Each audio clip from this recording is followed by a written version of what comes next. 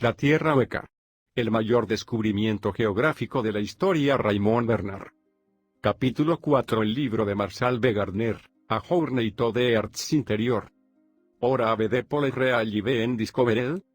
Marshall B. Gardner pasó 20 años investigando los informes de los exploradores árticos, con el suplemento de evidencia astronómica, antes de publicar su libro A Journey to the Earth's Interior. Hora ave de Pole Real y en Discovered.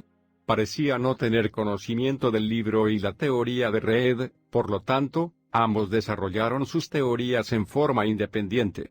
La gran contribución de Gardner consiste en la teoría de un sol central, que es causa de la temperatura más elevada en la región del orificio polar y la aurora boreal, fenómeno que Reed atribuyó a erupciones volcánicas.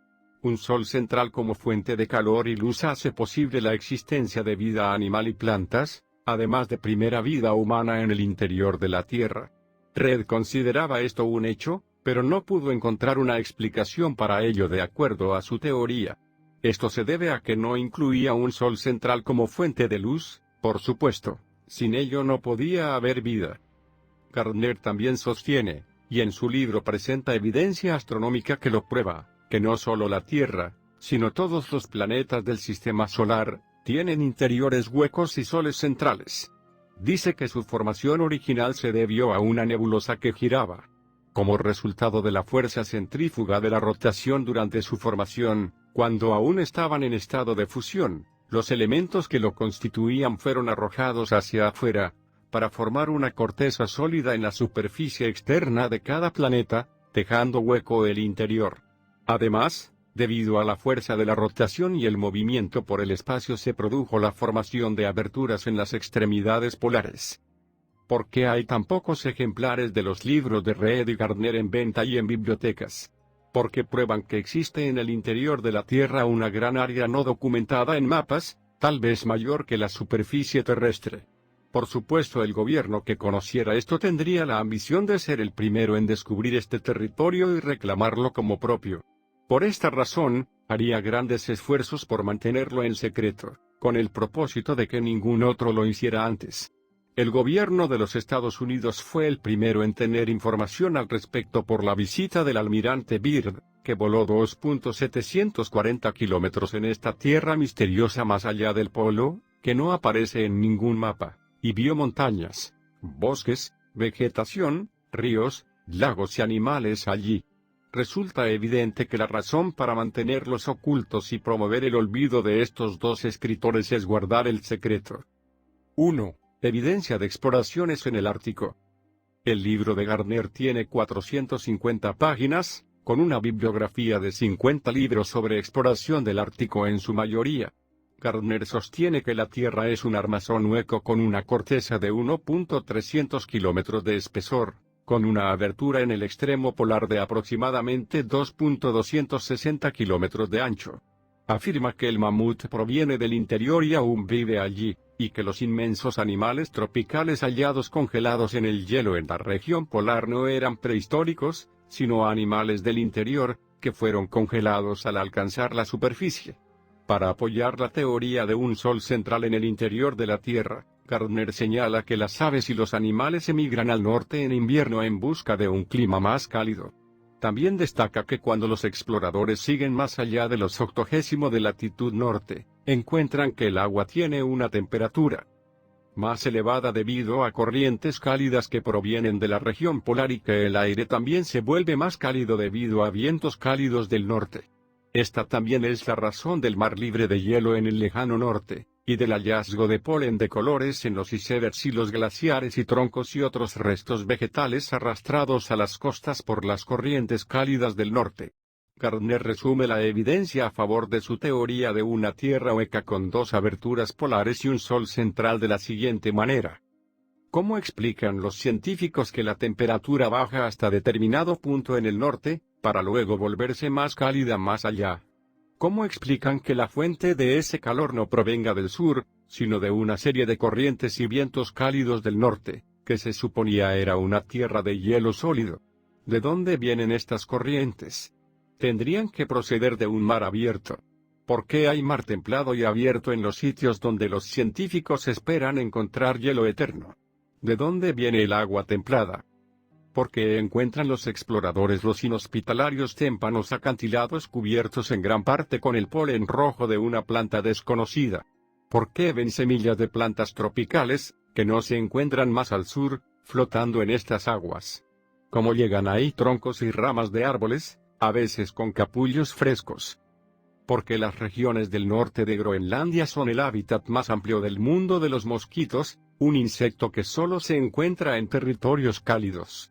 ¿Cómo pueden llegar allí si vienen del sur?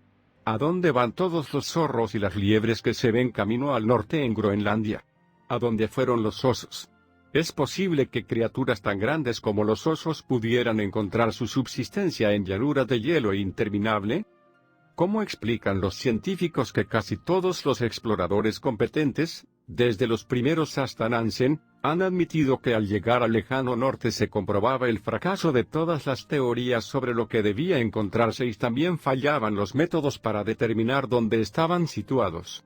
¿Cómo explican las palabras de Nansen que ya citamos, que muestran que estaba completamente perdido en la región ártica? ¿Cómo dan cuenta de la emigración de las aves que aparecen en Inglaterra y en otros países en otra época del año y desaparecen en el invierno? ¿Qué dicen acerca de que ni Peary ni Koch pudieron probar que habían llegado al Polo Norte? Aunque supongamos que ambos actuaron de buena fe, ¿no resulta evidente que los dos estaban perdidos? ¿Qué otra explicación hay de las discrepancias en el texto de Peary? El lector se preguntará por qué Peary no descubrió el inmenso orificio en la extremidad polar de la Tierra si estaba allí. La respuesta es sencilla y se aclara con otra pregunta: ¿por qué el hombre no descubrió, al mirar a su alrededor, que vivía en la superficie de una esfera inmensa? ¿Por qué el hombre creyó durante siglos que la Tierra era plana? La razón es que la esfera es tan grande que no podía ver la curva. Resultaba tan natural la idea de poder moverse por toda la superficie, hasta que los científicos le hablaron de la esfera y él comenzó a preguntarse por qué no se caía por el borde, o bien, desde el punto de vista de los que vivían en el hemisferio norte, ¿por qué no se caían los australianos, puesto que no se tenía noción del concepto de gravedad? Lo mismo es verdad en el caso de los exploradores polares. Navegan hasta el borde externo de la abertura polar, pero esta abertura es tan grande, si tomamos en cuenta que la corteza terrestre tiene 1.300 kilómetros de espesor, que la curva descendente del borde no se hace perceptible para ellos. Su diámetro es tan amplio, alrededor de 2.250 kilómetros, que el otro lado no les resulta visible. Por lo tanto, si un explorador siguiera el trayecto suficientemente, podría pasar el borde, cruzar los océanos del mundo interior y salir por el orificio antártico. Lo único que le indicaría lo que está ocurriendo es que vería un sol de menor tamaño al que él está acostumbrado a ver, aunque podría parecerle más grande debido a la cercanía. No podría hacer observaciones con respecto a las estrellas porque no habría estrellas ni noche para verlas. El lector preguntará: ¿la fuerza de gravedad no alejaría al explorador que entró por el orificio de la superficie y lo atraería hacia el Sol? La respuesta es que no importa la posición geométrica para la atracción gravitacional. La palabra centro, en el sentido geométrico, no se aplica en este caso. La masa es lo que atrae. Si la gran masa de la Tierra está en la gruesa corteza, será la masa de esa corteza lo que atraerá, no un mero punto geométrico que ni siquiera está en la corteza, sino a 4.700 kilómetros de distancia, que es la distancia aproximada entre el Sol central y la superficie interna de la Tierra. En realidad, es la distribución igualitaria de la fuerza de gravedad en toda la corteza que mantiene al Sol suspendido en un punto equidistante de todos los puntos de la corteza. Al estar del lado de afuera, la masa de la corteza nos atrae a la superficie. Cuando pasamos al interior, esa misma fuerza nos mantendrá de pie en la superficie interna. Veremos todo esto cuando exploremos el Ártico en detalle, cómo podremos hacer con facilidad con la ayuda de aeronaves. Una vez que lo hayamos visto, nos preguntaremos por qué estuvimos ciegos durante tanto tiempo ante la evidencia que hemos tenido por casi un siglo o más, como se demuestra en este libro. 27 años después de que Gardner escribió esto, el almirante Byrd llevó a cabo exactamente lo que él esperaba que se hiciera: voló 2.740 kilómetros en avión dentro más allá de la abertura polar, y llegó a una tierra de árboles, como la que Gardner creía que existiría allí, que además era de clima cálido, como prueban los ríos, lagos, la vegetación y la vida animal que observó.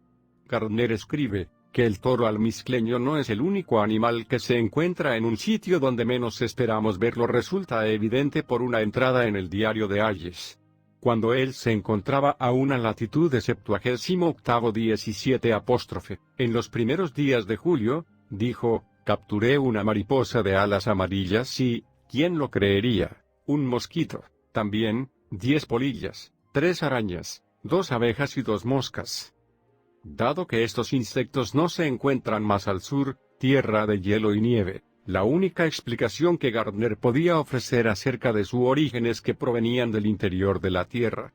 Las observaciones de Hayes sobre la presencia de insectos en el extremo norte fueron confirmadas por Greely en su libro 3 Years of Arctic Service, 3 años de servicio en el Ártico, que describe sus observaciones en la zona, comenzadas en 1881. En el prólogo, nos cuenta que las maravillas de las regiones árticas son tantas que se vio obligado a modificar las notas que tomó en el momento para disminuir la sospecha que pudiera tener alguno de que exageraba.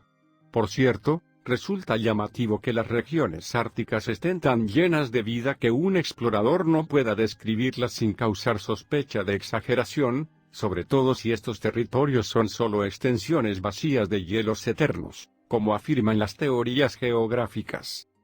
Greely informó que había aves de especies desconocidas, mariposas, moscas y temperaturas alrededor de los 10 indicador ordinal masculino C, además de suficiente madera de sauce para hacer fuego y madera flotante.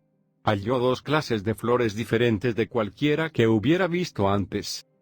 En muchas páginas de evidencia astronómica, Gardner habla de las luces brillantes de la capa polar de Marte, Venus y Mercurio. Concluye que estos planetas tienen soles centrales y aberturas polares. Sostiene que lo mismo sucede con la Tierra y que la aurora boreal es el resultado de la proyección de los rayos del Sol central que pasan por la abertura polar, en el cielo nocturno. Resume la evidencia a favor de su teoría de la siguiente manera. A medida que los exploradores van más al norte de la latitud de 80°, ven que el agua, en vez de enfriarse en proporción a cómo se había enfriado hasta ese momento desde que dejaron la zona templada, comienza a volverse más cálida. También notan que esta tibieza que viene del norte, supuestamente congelado, es una corriente cálida de las regiones polares. Por otra parte, ven las aves y los animales que migran al norte para alimentarse y reproducirse, en vez de ir hacia el sur. Cuando llegan a latitudes muy altas, encuentran una riqueza mayor de animales y vegetales que la que existe en latitudes menores de las regiones árticas y subárticas.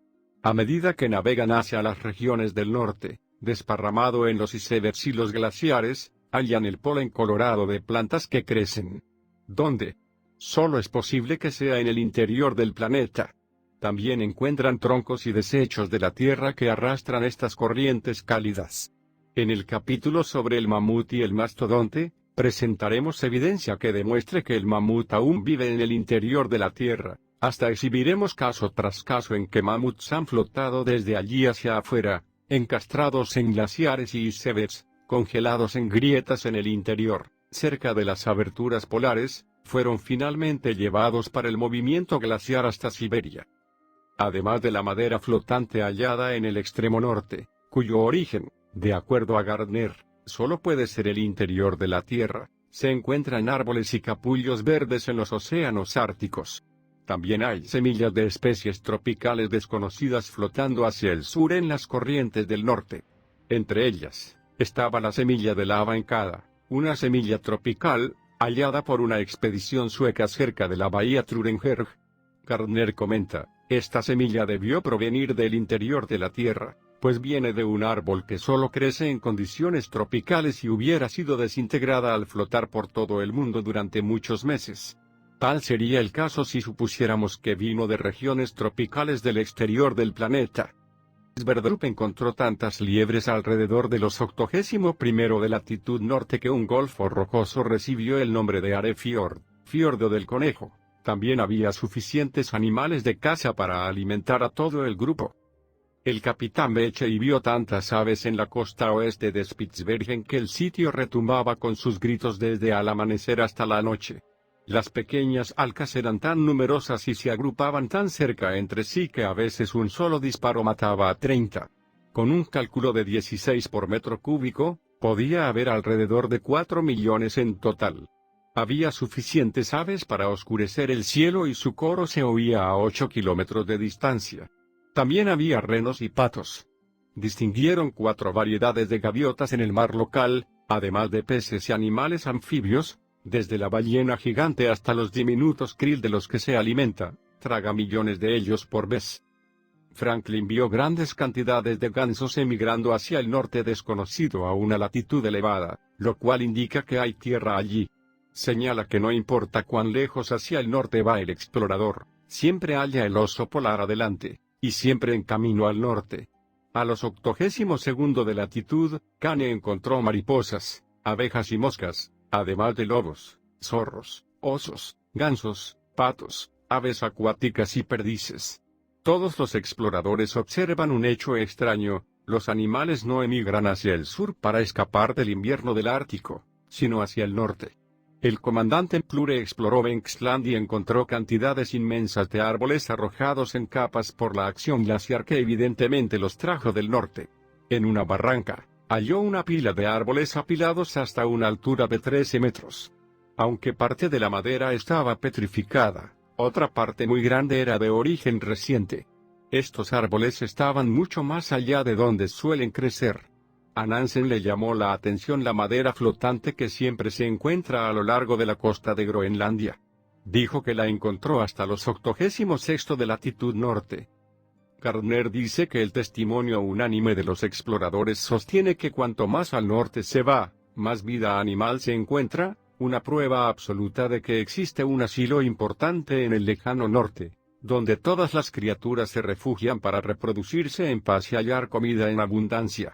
Las manifestaciones de vida vegetal también deben provenir de allí: el polen coloreado de las plantas, que flota hacia afuera cuando hay ráfagas favorables y que colorea icebergs enteros y los costados de los glaciares y, más impresionante aún, los representantes de razas de animales que aún viven en el interior, aunque hayan desaparecido del exterior de la Tierra. 9. ¿Qué verdadero paraíso de vida animal y vegetal debe ser aquel? Tal vez también sea una tierra de paz y tranquilidad perpetua para alguna forma de vida humana. El pueblo esquimal que aún viva allí habrá sido modificado del tipo que vemos en la superficie externa. Su vida será más fácil, ya que no tendrán climas fríos y escasez de alimentos. Así como los habitantes de algunas de nuestras islas tropicales, reflejarán la facilidad de su vida en una disposición tranquila y afectuosa. Comerán muchas frutas y otros productos vegetales desconocidos para nosotros. Cuando penetremos en la Tierra, encontraremos que crecen, casi en el borde interno de la abertura polar, aquellos árboles cuyos troncos y ramas se vieron flotando. Tal vez veamos nidos de patos, cisnes, gansos salvajes y gaviotas en esos árboles, o tal vez en rocas alrededor de las regiones polares internas, las aves que vimos en las páginas anteriores que volaban hacia el norte, que durante tanto tiempo de ignorancia, supusimos más frío que el sur. Othmar Kau va a referirse a Nansen, quien llegó más al norte que cualquier otro explorador. Comenta lo siguiente: Marshall V. Gardner tenía razón cuando escribió su libro en 1920. El 30 de agosto de 1894, el Dr. Fridtjof Nansen fue el primer hombre de la historia que llegó al interior de la Tierra. El Dr. Nansen se perdió y lo admitió. Se sorprendió ante el clima tibio. Al hallar las huellas de un zorro, supo que estaba perdido. ¿Cómo podía haber una huella semejante allí? La explicación era que había entrado en la abertura que lleva al interior de la Tierra, y que cuanto más al norte fuera, más cálido se tornaría el clima. De haber seguido, habría encontrado no solo huellas de zorro, sino aves tropicales y otros animales y, por último, a los habitantes humanos de esta tierra más allá del polo. La misma tierra que recorrió en avión el almirante Byrd a lo largo de 2.740 kilómetros y que tanto lo maravilló. 2. El origen del mamut. Gardner sostiene que el mamut y las criaturas parecidas a elefantes de origen tropical, que se hallaron congelados en el hielo ártico derivado de agua dulce, no salada, como podríamos suponer, ya que es la única clase que hay allí. Son en realidad animales del interior de la Tierra, que llegaron a la superficie y fueron congelados. Es decir, que no son animales prehistóricos como es la creencia común. La teoría de Gardner del origen subterráneo del mamut halló confirmación en la observación que realizó el almirante Byrd de un mamut vivo durante su vuelo de 2.740 kilómetros a la Tierra más allá del Polo Norte, dentro de la abertura polar. Gardner sostiene que estos extraños animales, desconocidos en la superficie, fueron transportados por los ríos desde el interior de la Tierra y congelados dentro del hielo que se formó. Esta teoría parece muy razonable, en vista de que es hielo de agua dulce, que no se encuentra en el océano Ártico. Puesto que el hielo, al igual que los icebergs, no pudo ser formado por agua del océano, la única explicación es que proviene de otras aguas, de ríos, que sale por la abertura polar desde el interior de la Tierra. Ya que estos animales se encuentran dentro de los icebergs, deben venir del interior de la Tierra, al igual que el agua que se transforma en hielo cuando llega a la superficie con las temperaturas muy bajas. Gardner habla de rebaños de mamuts y elefantes y otros animales tropicales que se congelan al exponerse a las regiones más frías cerca del borde de la abertura polar, al igual que ocurre con el agua que fluye desde el interior y se convierte en glaciares. Otra explicación es que caigan en hendiduras, tal vez ocultas por la nieve, entonces los cubriría la nieve y quedarían sellados herméticamente en el hielo. Esto explicaría la condición en que se encontraron los mamuts congelados, después de que los glaciares pasaron por el borde de la abertura, hacia afuera, a Siberia. Allí, estos animales congelados fueron encontrados en un estado de perfecta conservación, lo suficientemente frescos para poder ser ingeridos como alimento. Robert B. Koch habla de los restos no solo de los mamuts, sino también de rinocerontes peludos, renos, hipopótamos, leones y hienas hallados en depósitos glaciares del norte. Sostiene que estos animales, incapaces de soportar el tiempo frío, eran visitantes durante la severidad del período glaciar o residentes permanentes cuando el territorio tenía un clima más cálido. Sin embargo, Gardner afirma que estos animales vinieron del interior de la Tierra. Su razonamiento es el siguiente, puesto que los renos, leones y hienas son formas de vida actuales y no tan antiguos como el mamut, por lo menos en la forma que conocemos hoy en día, igual que lo que muestran estos restos, resulta evidente que estos animales no eran de la época glacial temprana, sino visitantes del interior de la Tierra. Al no saber esto, el Sr. Koch tiene grandes dificultades para explicar la presencia simultánea de estas formas, que él cree son de épocas distintas. Sin embargo, este enigma desaparece cuando vemos que estas formas de vida son contemporáneas, y que ambas provienen del interior de la Tierra. En el interior del estómago del mamut se halló un alimento indigerible, que consistía en brotes de pino y pinas. En otros, se encontró helecho y vegetación tropical. ¿Cómo pudo un animal ártico tener alimento tropical en el estómago? Una explicación es que la región ártica una vez tuvo clima tropical, y que un cambio de la Tierra con respecto a su eje produjo una era glaciar en forma súbita. Eso transformó el clima. Esta teoría explica tanto la vegetación tropical en el estómago de los animales árticos congelados como el hecho de que muchos de ellos eran de especies tropicales, relacionadas con los elefantes. Se hallaron grandes depósitos de colmillos de elefantes en Siberia, que son evidencia de su hábitat en el norte. Sin embargo, existe otra teoría, que estos animales tropicales llegaron desde el interior de la Tierra, donde hay clima tropical, por la abertura polar norte. Al llegar al exterior, el Ártico, se congelaron, porque no estaban acostumbrados a un clima tan frío.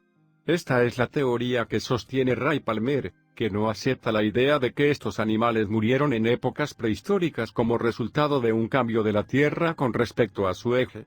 Dice lo siguiente: es verdad que la muerte debió ser repentina, pero no porque el Ártico tenía un clima tropical que súbitamente se volvió frío. La llegada veloz de la era de hielo no fue la causa de muerte, sino que se debió al Ártico y pudo ocurrir en cualquier momento, inclusive recientemente. No ha habido mamuts en el mundo conocido desde la era de hielo, a menos que existan en la misteriosa tierra más allá del polo, donde miembros de la expedición vieron uno con vida. Hemos tomado el mamut como una evidencia moderna sensacional de que existe la misteriosa tierra de Byrd, pero existen muchas pruebas menores de la existencia de un punto de origen en alguna parte de las regiones del norte. Enumeraremos algunos, y al examinar los registros de los exploradores polares de los últimos 2 siglos, el lector se dará cuenta de que estos no concuerdan con las conocidas áreas de alimentos mencionadas anteriormente, aquellas zonas que rodean el polo en el mapa de la actualidad. Fig. 13 Descubrimiento del mamut encastrado en el hielo. En 1799, un pescador ruso de Tongose, Siberia, descubrió un elefante inmenso en perfecto estado de preservación, encerrado en un inmenso bloque de hielo, claro como el cristal. Se creyó que era un animal prehistórico que vivía en las regiones polares en una época previa, cuando había clima tropical. De acuerdo a la teoría presentada en este libro, el elefante provenía del interior de la Tierra, que goza de un clima tropical, y fue congelado al llegar al exterior a raíz del clima ártico, de Ajourneito de Earth's Interior Ave de Pole Real y Ben Discovered, de Marshall B. Gardner. Fig. 14. El Sol central como luciría para un explorador cuando llegara al punto indicado en la carta en el diagrama, si las condiciones atmosféricas fueran favorables. 3. Evidencia astronómica que apoya la teoría de la Tierra hueca de Gardner. Gardner dedica una parte importante de su libro a tratar la evidencia astronómica que apoya su teoría de la Tierra hueca, con aberturas polares y un Sol central. En cuanto a las nebulosas, Gardner señala que las nebulosas planetarias muestran una estructura de caparazón, en general con una estrella central, como observó H. de Curtis de la Sociedad Astronómica del Pacífico en un artículo publicado en Scientific American, Científico Americano, del 14 de octubre de 1916.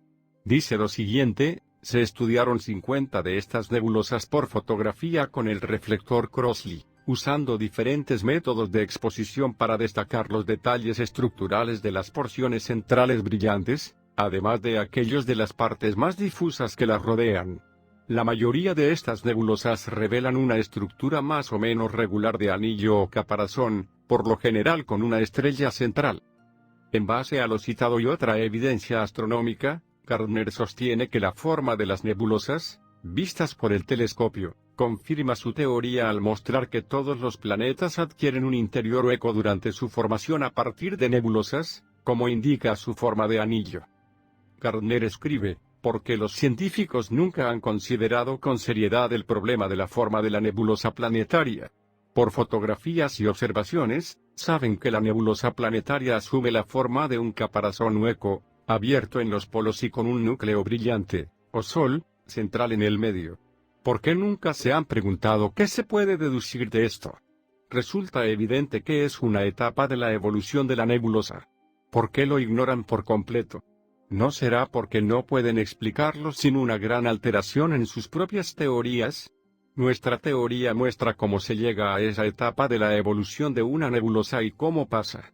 Exhibimos una continua evolución que pasa por esa etapa a otras más avanzadas, en las que las aberturas polares se fijan, el caparazón se solidifica, y la nebulosa queda reducida a un planeta. Debemos recordar que mientras la nebulosa original era mucho más grande que un planeta, podía medir hasta millones de kilómetros de diámetro, era compuesta por gases tan livianos y expandidos por el calor que al solidificarse forman un planeta. Gardner señala que al igual que parte del fuego original de la formación del sistema solar permanece en el centro como un sol, ocurre con cada planeta individual, por el mismo proceso que permitió la formación del sistema solar y por la continuación del mismo movimiento rotatorio general se arrojan hacia la periferia las masas pesadas por fuerza centrífuga. Esto se evidencia en que la mayoría de los planetas de la periferia, como Urano y Neptuno, son más grandes que aquellos cercanos al Sol, como Mercurio y Venus. En el caso de la formación de cada planeta, parte del fuego original ha permanecido en el centro de cada uno, para formar el Sol central, mientras los elementos más pesados fueron arrojados hacia la superficie para formar la corteza sólida, y así dejar el interior hueco. Además, debido a la rotación en los ejes, La fuerza centrífuga hace que la masa entera se acumule más en los ángulos rectos de tales ejes, de modo que queda una protuberancia en el ecuador, con la compensación correspondiente en los polos, en forma de depresiones polares que se abren hacia el interior hueco, en vez de que el planeta sea completamente redondo. La teoría de Gardner, apoyada por la evidencia astronómica que presenta en su libro, sostiene que todos los planetas son huecos y poseen soles centrales. Este sería el patrón básico generador en la formación de sistemas solares desde la nebulosa primitiva que les da origen. Nuestro universo también debe tener un sol central, alrededor del cual circulan las estrellas. Gardner cita al famoso astrónomo, el profesor Lowell, que ha visto el brillo de luces de la capa polar de Marte. De acuerdo a Gardner, esto se debe a que el sol central de Marte pasa por la abertura polar.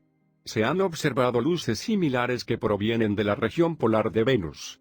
Mientras Mercurio cruza el Sol, con el lado del planeta hacia nosotros, de color negro, se ha podido observar una luz fuerte emitida del otro lado, comparable a la luz de nuestro Sol al salir de su disco negro.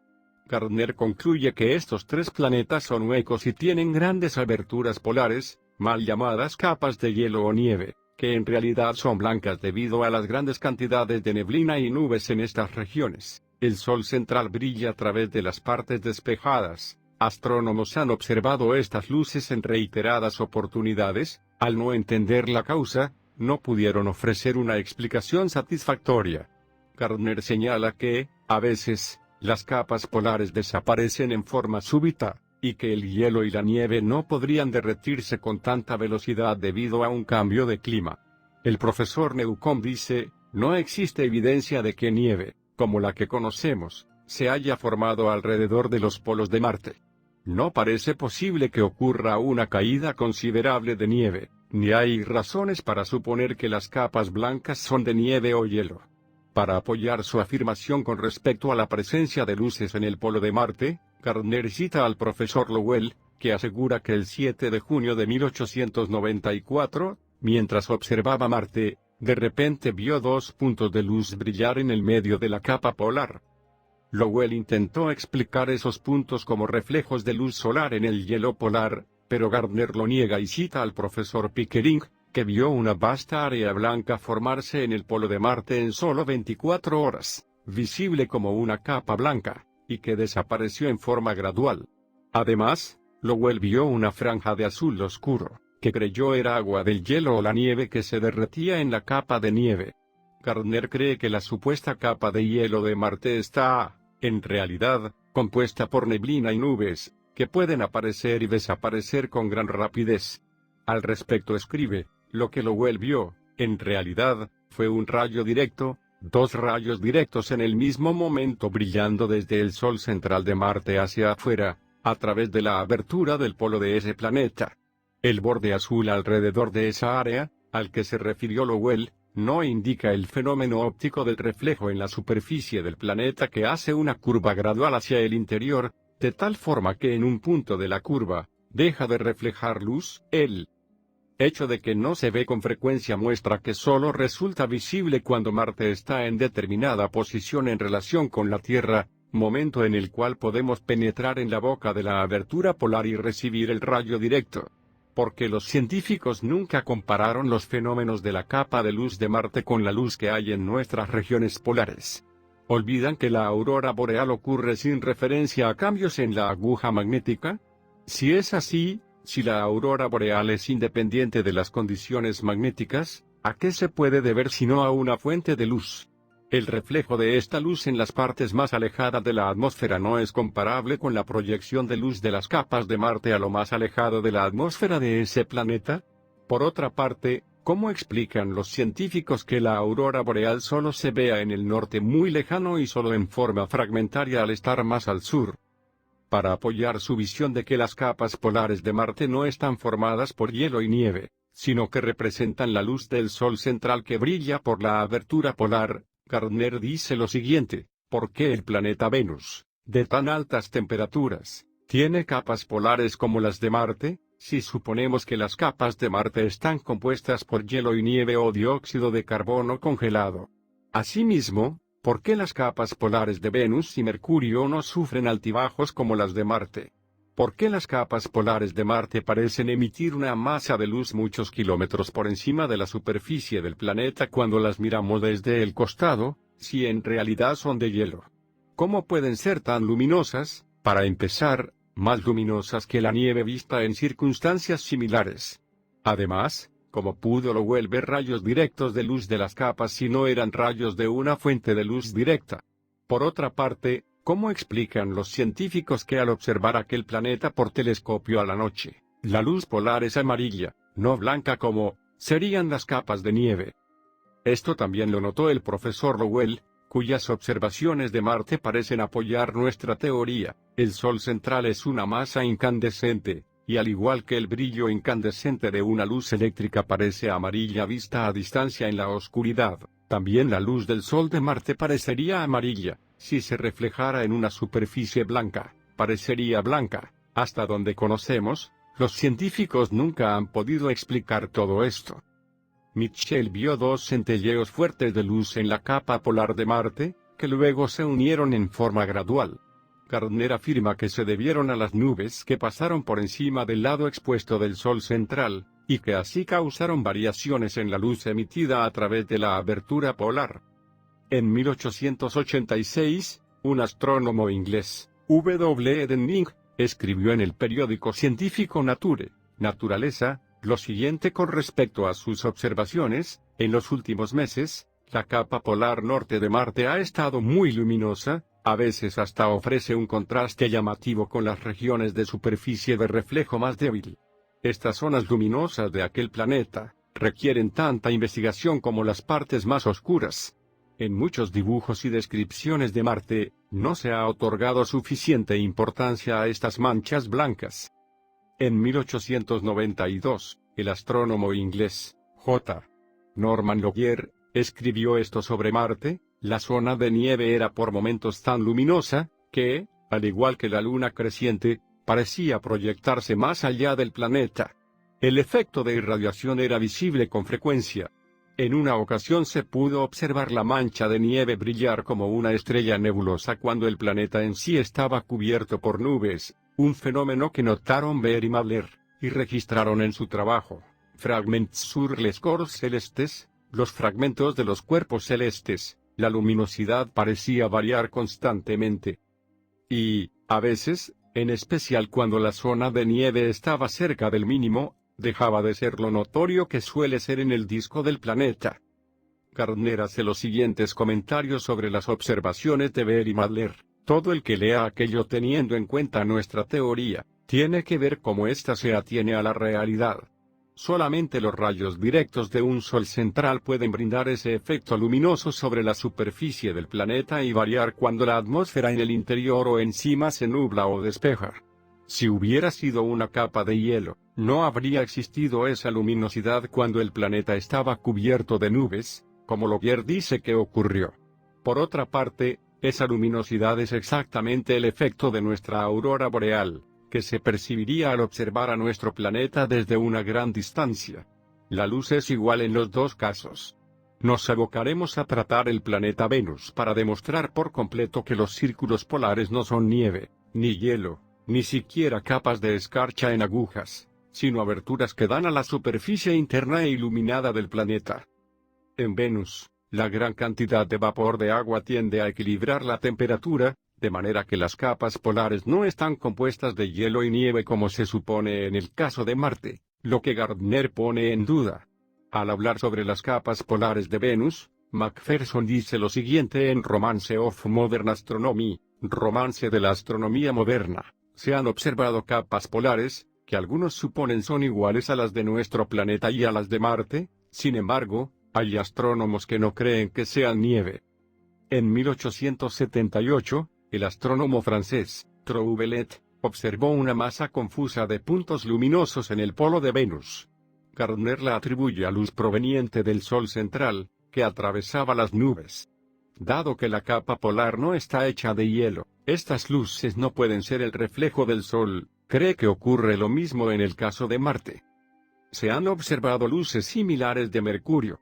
Richard Proctor, uno de los astrónomos más conocidos del siglo XIX, escribió: un fenómeno de Mercurio, si es real, podría ser indicador de energías volcánicas que, comparadas con las de nuestro planeta, equivalen a las fuerzas de un gigante al lado de las de un niño pequeño. Se ha supuesto que un punto luminoso determinado en el disco negro de Mercurio cuando está en tránsito indica una fuente de iluminación en la superficie o en la atmósfera del planeta. Es imposible que sea en la atmósfera, ni se puede suponer que los rayos de la aurora en Mercurio posean la intensidad necesaria.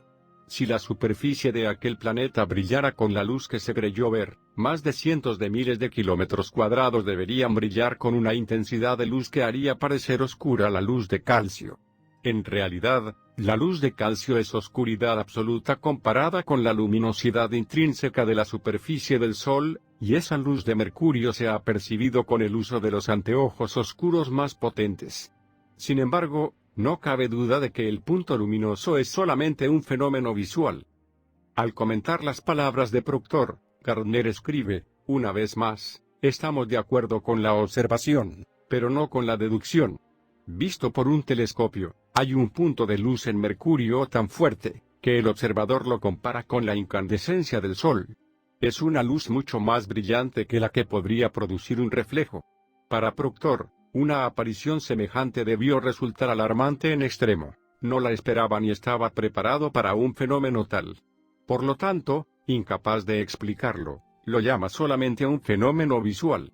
No creemos que los ojos de Proctor lo engañaran. Era un observador astronómico experto. Por lo tanto, lo que vio debió tener una explicación o una causa detrás. Resulta obvio que lo que vio era el Sol central de Mercurio, que brillaba a través de la abertura polar y, dado que Mercurio es un planeta pequeño, el Sol del interior debe estar muy cerca de esa abertura y tampoco habría una atmósfera acuosa con nubes que oscurecieran los rayos. Por lo tanto, este Sol brillaría con una luminosidad extraordinaria. ¿Qué más hace falta para demostrar que Mercurio, así como los otros planetas, tiene un Sol central, que probablemente es un fenómeno universal? No resulta significativo que podemos comenzar con observaciones de Marte y pasar a Venus y Mercurio, con la aplicación de las mismas pruebas y obtener los mismos resultados. Las pruebas son la observación directa o fotográfica. Los resultados consisten en la aparición invariable de un Sol central. Además de la evidencia astronómica anterior a favor de esta teoría, Gardner se refiere a la estructura de las cabezas de los cometas, que muestran un centro hueco, una corteza externa y un Sol central. En su libro, presenta un dibujo del cometa Donati, detectado desde un observatorio de Florencia en 1858. Muestra que tenía un núcleo, o Sol central, que brillaba con una luminosidad equivalente a la de la estrella polar y tenía un diámetro de 1.016 kilómetros. Gardner cree que un cometa es un planeta que entró en la órbita de un cuerpo más grande, como nuestro Sol, que lo separó de su propia órbita, y que tal vez chocó, colisionó con otro planeta y el calor resultante transformó la mayor parte en una cola gaseosa que va detrás del resto. Gardner sostiene que el núcleo de fuego del cometa una vez fue el Sol central del planeta, de donde se formó luego de que se rompiera en fragmentos. Fig. 15. Aurora boreal. La aurora boreal, tal como la describe Hall, se explicaría con la presencia de un gran fuego en el interior de la Tierra. Fig. 16. El funcionamiento de la brújula. Se presenta esta ilustración para mostrar cómo funciona la aguja magnética al pasar al interior de la Tierra, y cómo la brújula guiaría a los exploradores hacia afuera otra vez, sin que se enteraran de que la Tierra es hueca. 4. El origen de la aurora boreal. Gardner sostiene que, así como hay luces polares de Marte, Venus y Mercurio, que son rayos de sus soles centrales, que atraviesan las respectivas aberturas polares, ocurre lo mismo en el caso de nuestro planeta. Las luces polares que irradia son las de la aurora boreal, que no se debe al magnetismo, sino al Sol central de la Tierra. Gardner presenta la siguiente teoría acerca del origen de la aurora boreal, porque los científicos nunca han comparado la capa de luz de Marte con la luz que ilumina nuestras regiones polares. Se olvidan de que las muestras de la aurora boreal se han observado sin conexión con un cambio en la aguja magnética. Si esto es así, independiente de las condiciones magnéticas, ¿qué otra explicación puede haber que una fuente de luz? El reflejo de la luz de la aurora boreal, desde las mayores alturas de la atmósfera, ¿no es comparable con la proyección de la luz de la atmósfera de Marte? ¿Cómo explican los científicos el hecho de que la aurora solo se ve con claridad en el norte muy lejano y solo en forma parcial más al sur? Gardner llega a la conclusión de que la aurora boreal se debe al sol central que brilla a través del orificio polar sobre el cielo nocturno, y que las variaciones en los rayos se deben a las nubes que pasan y los interrumpen y hacen que el reflejo en el cielo cambie en forma constante. El hecho de que la aurora boreal no se debe a magnetismo o a descargas eléctricas queda probado por las observaciones de los exploradores árticos de que cuando la aurora es más intensa, no hay alteraciones en las brújulas ni ruidos de fritura que acompañan a las descargas eléctricas. También afirma lo siguiente. Existen otras consideraciones que muestran que la aurora se debe al sol interno. El Dr. Kane, en el informe de sus exploraciones, nos cuenta que la aurora boreal es más luminosa cuando es blanca. Esto demuestra que, cuando el reflejo del sol es tan claro que se refleja una luz completamente blanca, se obtiene un efecto mucho más luminoso que cuando la luz se fragmenta en colores prismáticos. En el último caso, la atmósfera es húmeda y densa en el interior de la Tierra. Esta es la causa del efecto arco iris-. Y, en una atmósfera semejante, no se puede ver tanto. Por lo tanto, la exhibición no es tan luminosa como cuando la atmósfera es despejada y la luz no se fragmenta. Una vez más, si la aurora boreal es el reflejo del sol central, deberíamos verlo completo solo en las cercanías del orificio polar y ver solo destellos difusos desde los bordes externos a medida que se va más al sur. Eso es exactamente lo que ocurre. En su libro In the Heart of the Arctic, en el corazón del Ártico, el Dr. Nicholas Sen dice, la aurora boreal, que en ocasiones vemos en nuestras latitudes, es solamente la sombra de lo que se puede observar en la región polar. La aurora no es un desorden magnético o eléctrico, sino un reflejo de los rayos del sol central. Si ese sol calienta continentes y aguas en el interior de la Tierra, sí, como vimos, las aves se alimentan y reproducen allí, sí, en el Ártico, ocasionalmente se puede ver un tronco, una semilla o polvo parecido a polen provenientes de ese lugar desconocido. Tiene que ser posible obtener evidencia de esa vida. Fig. 17 Vista de Marte, tomada en el Observatorio Yerkes, el 28 de septiembre de 1902. Muestra el círculo blanco, es decir la supuesta capa de nieve, proyectada más allá de la superficie del planeta. Esto elimina la posibilidad de que sea nieve o hielo, de Ajourneito de Earth's Interior Ave de Pole Real y Ben. Discovered. DM. B. Gardner. Fig.